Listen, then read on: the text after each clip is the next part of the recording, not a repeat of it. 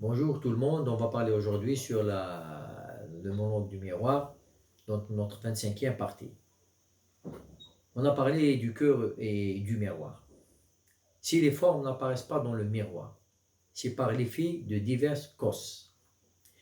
Ces causes-là, on peut les énumérer, et ces causes-là sont les mêmes pour le cœur. Pourquoi une image n'apparaît pas dans un miroir? Si j'ai un miroir, et je veux que l'image apparaisse, et puis je ne la vois pas. Pourquoi? Parce que le miroir lui-même a des imperfections, tout simplement. Ce miroir n'est pas fait pour refléter les images. On va le jeter, il ne sert à rien. Ça y est. Ça, c'est la première cause. Deuxième cause, qui est moins pire.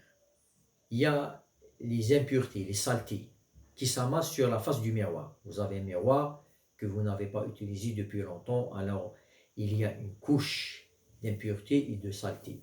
Ce miroir-là, on peut toujours le récupérer en le lavant et en le nettoyant bien. Comme ça, il va refléter ce qu'on veut.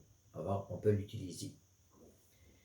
Il y a aussi, si on va y aller un peu plus loin, il y a le voile qui s'interpose entre les formes et le miroir, ce qui empêche de les reconnaître. Si j'ai un miroir, puis je l'expose, je veux voir qu'est-ce qu'il y a là-bas. Puis entre l'objet que je veux voir et le miroir, il y a un mur, un voile, un rideau, n'importe quoi, un objet. Alors, entre le miroir et l'objet que je veux voir, il y a un objet qui m'empêche de le voir. Dans ce cas, qu'est-ce que je dois faire?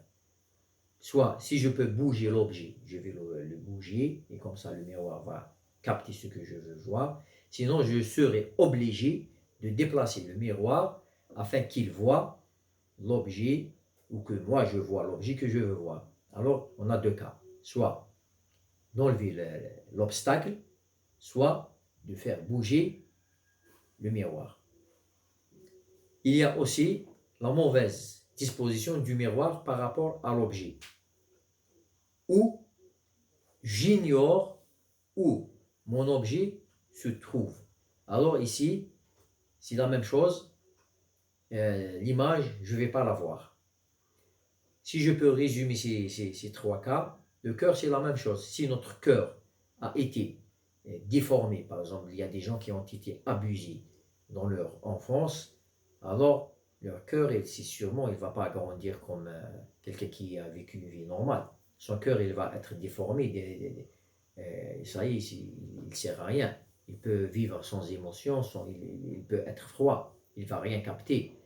Par contre, il y a d'autres gens qui ont grandi, mais qui ont vécu avec des gens, c'est des gens qui mal éduqués, tout simplement. Cette maléducation va influencer sur son cœur. Il va traîner avec des gens qui vont lui apprendre des choses qu'il ne doit pas apprendre. Alors son cœur, il va être entaché. Alors, dans d'autres cas, la personne peut être élevée dans un endroit où il ne doit pas être élevé, c'est pas son monde.